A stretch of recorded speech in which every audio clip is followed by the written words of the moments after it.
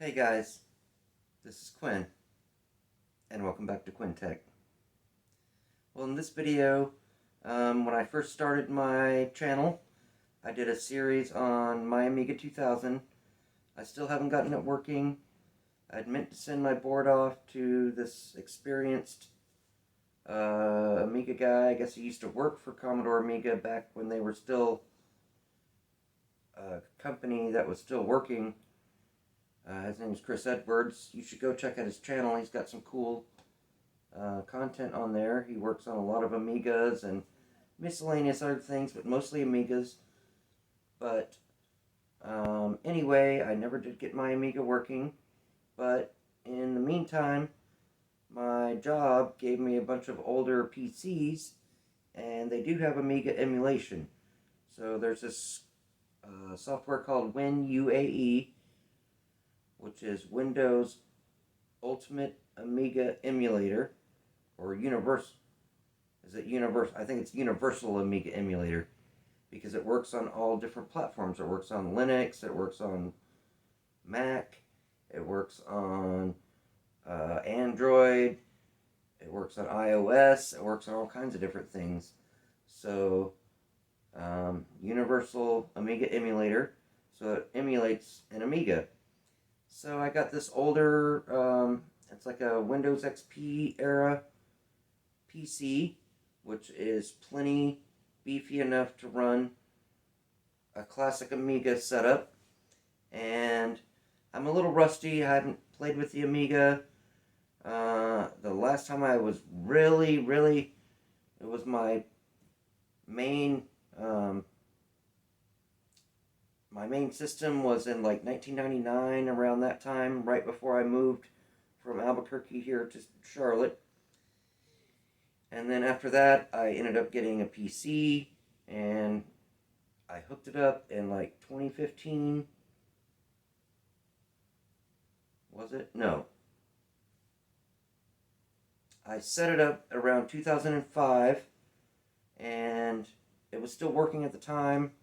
I didn't know about the battery leakage problem at the time, and then it got a lot of battery leakage. Also, I should have just tried to turn it on before I took it all apart and cleaned it and did the whole cleaning series. I should have just tested it first, and I wish I had, because maybe it would have still worked at the time, or maybe it would have blown up and it would have gone all up in a puff of smoke. But at least I would have known. But I did all this cleaning and taking it all apart and put it back together, and then when I did, it didn't work. So it was kind of a big disappointment after going through all that work. So that's why in my Saturn video, I made sure to get the Saturn working before I did the cleaning. But I digress. That has nothing to do with this video. This video is about my old Windows XP machine, which I am using as a surrogate Amiga. So let me show you what this is. Alright, I'm going to cut to that here in just a second. So I know it's a little busy around here. This is my living room. I have a one-bedroom apartment, so I don't have the most space in the world, but I got a lot of stuff going on around here. Well, right here, this is my neighbor's Sega Genesis. This is my Sega Genesis, and I just today I think it was on eBay, it might have been on Amazon, ordered a power supply. Okay, it came with both the power supply and a stereo composite cable, and then separately this multi-cart that comes with 88 games on it, with most of the top games. It comes with all the Shinobis, it comes with Gunstar Heroes, and many other classics, all the Sonics, I believe, except for maybe Sonic and Knuckles. But that should be coming soon, and I'll do a video on that. And then there's my TV that I have that I did some recording on my Genesis and on my Atari 8-bit, zooming in close to the TV. And next to that, here is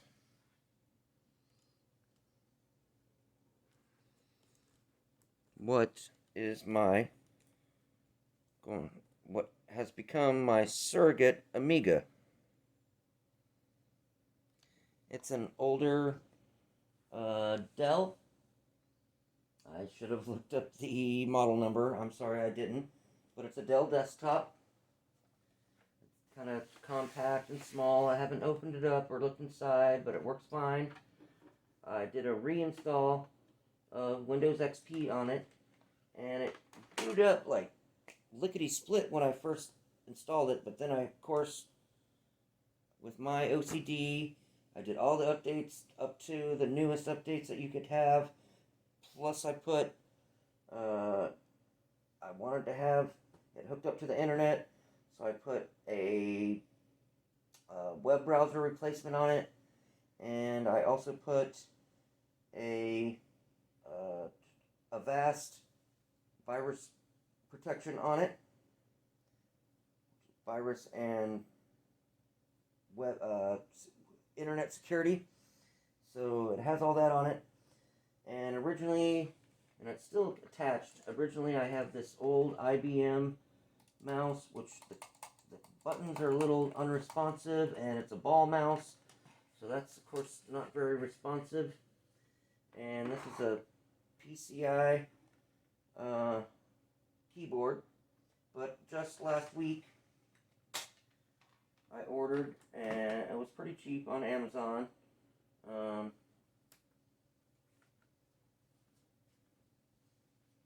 got this wireless keyboard and mouse combo by McAlley. I've never really used any of their products before, but it seems to be working fine. One thing I do like about it is this mouse, when you don't use it for a while, it times out, and you have to click on the button for it to power back up. So it saves on battery life, I'm sure, and probably has the same functionality on the keyboard.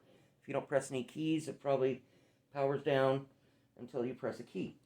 So that will save on battery life. So this used to be a workstation at my job before I started even working there. I guess one of our terminals at the front desk. I work at a hotel, and it had been sitting in my boss's office since who knows how long, but I'd been working there for about 3 years, and I asked him, hey, I started this channel, what are you doing with that, can I have it? And it was just sitting there collecting dust, and he was like, okay, you can have it.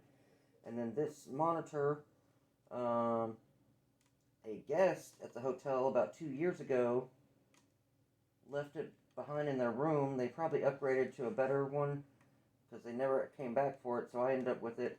And it was a good thing because I had an old Mag brand 4x3 monitor that had died. So I was having to hook my computer up to this TV. That was my only display. So I had to move my computer station all the way over here, which I have a desk over there where that's my workstation. And so this was my monitor for a while. Well, then I ended up getting a newer computer, not brand new, but newer, an upgraded computer, also a Dell, with a matching Dell monitor with built-in speakers. And speaking of speakers, these are some little El Cheapo HP speakers, probably late 90s, early 2000s era. They don't have the best sound in the world, but they have sound, so they work. And so this is my Pseudo, and this is the Dell Inspiron, I believe it's an Inspiron, 6W8G-R41. And this is the Acer P191W the BD version. So this screen isn't the best. It's already starting to it's starting to go. That's probably why whoever left it behind left it behind. I didn't really notice it at first, but I've been noticing a lot more lately. The screen gets a little bit of a little shadow, kind of a, yeah, like a little shadow kind of behind it. You'll see it, something here, and then you'll see sort of a shadow of it here. But it still works. I can still read it. That's what I got. I'm using it. It's just fine. So this is my Pseudo Amiga. And like I say, I haven't worked with Amigas since the 1999 was the last time Amiga was my main computer of choice. And after that, I got a PC with Windows, I think it was 98 originally. Had to have been. Had Windows 98, and then I upgraded it to Windows 2000, then XP came out, then I got another PC, then I started building PCs, and all kind of stuff happened in the interim. And then I did hook up my Amiga 2000 in around 2005 and played around with it for a couple of months, and also my Atari 8-bit. And then it sat in storage for 15 years, and then I pulled it out. But now it's not working, so this is going to be my surrogate Amiga. And I'm using WinUAE. And like I say, when I first installed it, I did a clean install of Windows XP. It booted up in like 5 seconds. But then when I did all the updates and I added the virus checker and internet security suite, and then I added a working, because the original Windows XP, none of the major web browsers work.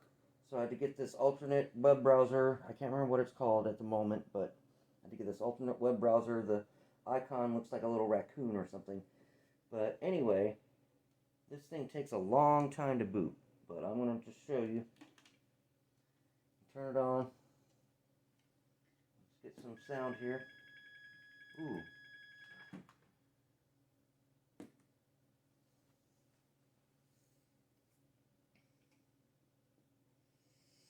And let's get some, let's start over here.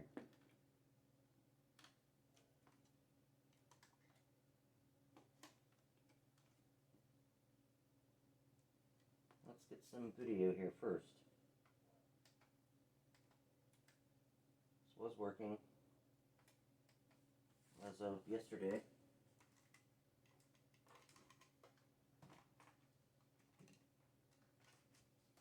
Come on. There we go. Don't fail me now. Alright.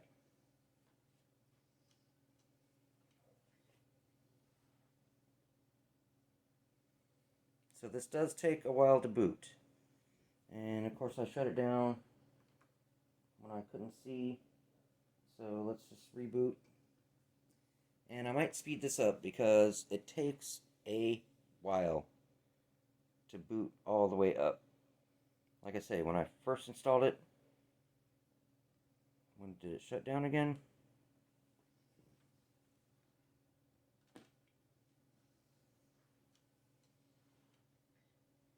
It takes a while to boot up. When I first booted it, shut down due to thermal event. Strike F1 to continue. Oh, I did do safe mode, didn't I? Start Windows normally.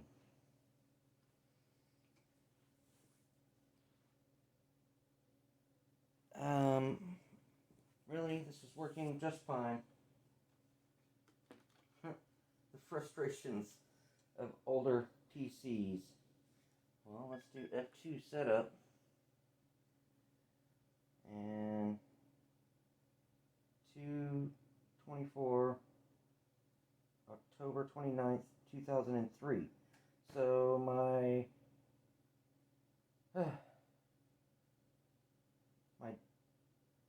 BIOS reset apparently, but it's got a Pentium 4, 2.8 gigahertz, 512K integrated L2 cache. BIOS. I did update the BIOS to the latest version A03 for the 6W8CR41. So I guess I'm going to set the date and time here. I'll be right back. The system time is 6:04 p.m., which is 18:04.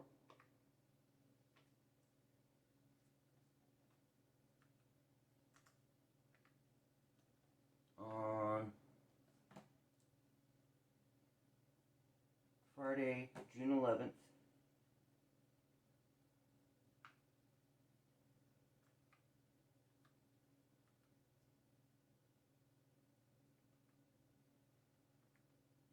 Ah.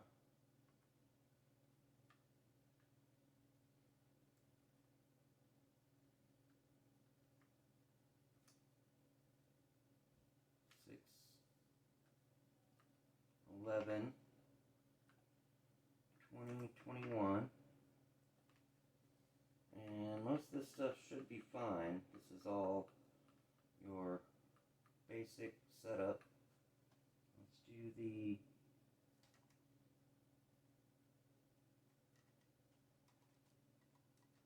how do you do it? Auto. There's auto. Let's do auto. Get it all. Yeah.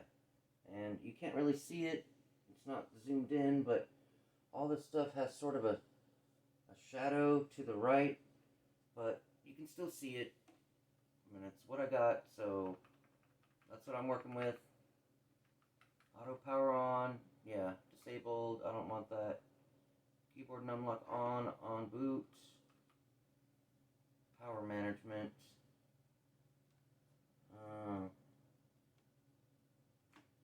Yeah, I don't need any of that.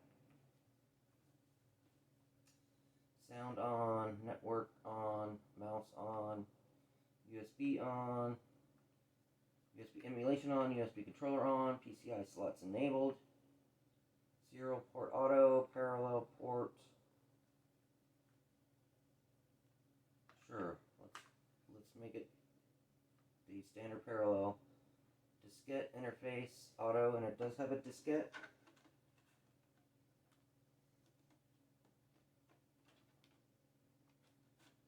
There might even be one in there, and it has a CD or DVD-ROM. It's not a burner, but it's a DVD-ROM. So it's an early 2000s machine. Still has the floppy, but also has, and I don't know why I can't. That might be. Oh, there's not a floppy in there. Okay. PC speaker on, primary video, auto, onboard 1 megabyte. Oops, the wrong button. Oh, I can go up to 8 megabyte buffer. Okay, let's do that. And yeah, 1 megabyte ain't diddly squat, but 8 megabyte is good.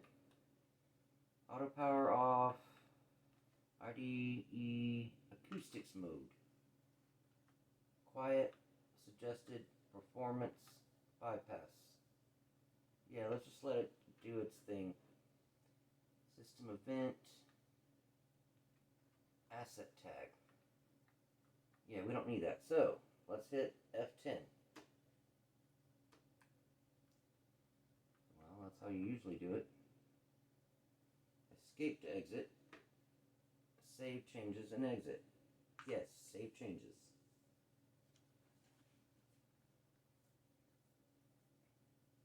Oh, it's not the Inspiron, it's the OptiPlex. Start Windows normally. Please don't shut down.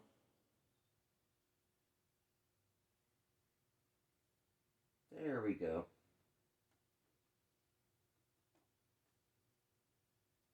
So again, when I first installed it with a fresh install, it just popped up and poof, it was done in like less than a minute.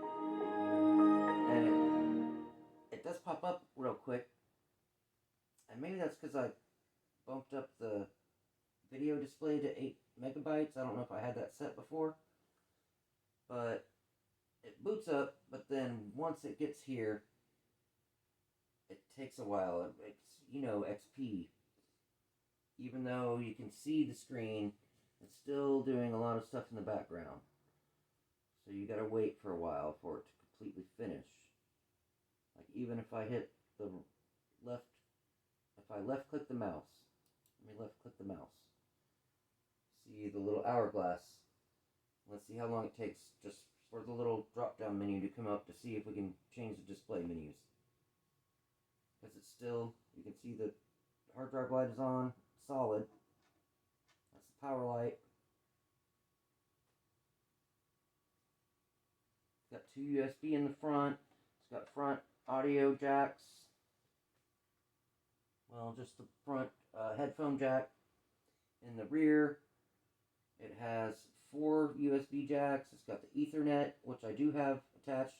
As you can see, it just now finally popped up at the little properties menu. But as you can see, I've got Avast free antivirus and internet. What do they call it? I said it a minute ago. Anyway, the internet security, and then I have MyPal, which is the alternative browser that still works with Windows XP, and I got Daemon Tools, which is a CD emulator, so you can boot a CD virtually inside the OS. And then this is WinUAE, which is the Windows Universal Amiga emulator. And this is the Win32 version of Windows XP. The Win64 version, I could never get that working. There was like with this one version of Windows XP that was 64-bit usable, but I could never get it working. But this is the 32-bit. It's got a 32-bit processor, and well, we got Intel inside. Windows, what does this say? Probably says Windows 98, but I have Windows XP on here. And this machine could probably run Windows 7, but that'll be more overhead. Now, this did come with Windows XP Professional, because I even have the badge on the side that has the serial key. So this was meant to have XP on it. So let's see how quickly this pops up now. And I can still hear the hard drive, and you can still see the hard drive light is solid. I don't know why it doesn't flash like most, but that's just how this one works, I guess. And it still takes a minute, because it's still thinking. So it's not completely booted yet. Anyway, this is the rig I've got.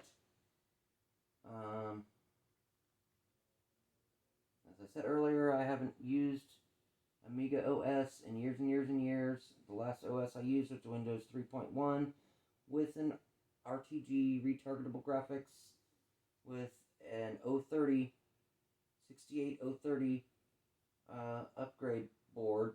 So it was kind of a fancier one than the stock machine. And I downloaded, they call them hard files, virtual hard drives that you can boot.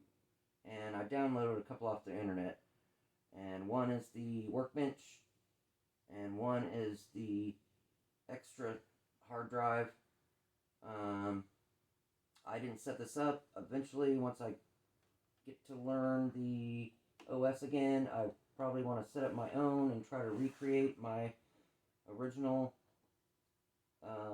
setup, which was with the 030 board, Windows 2000, full ECS with the RTG card, the Spectrum 24-bit card.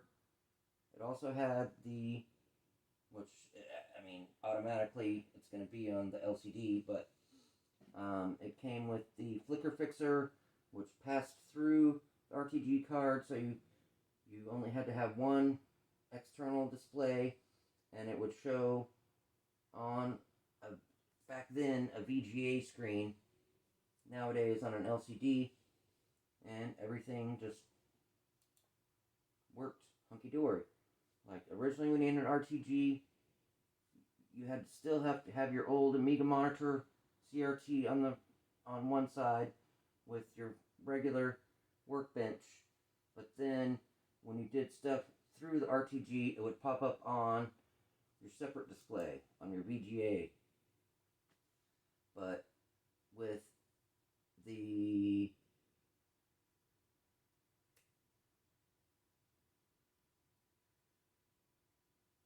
flicker fixer that I have, it just passed through, and you only need one display, and it would show your workbench here, and then when you switched to your 24-bit, your higher screen modes, it would just switch over on the same screen.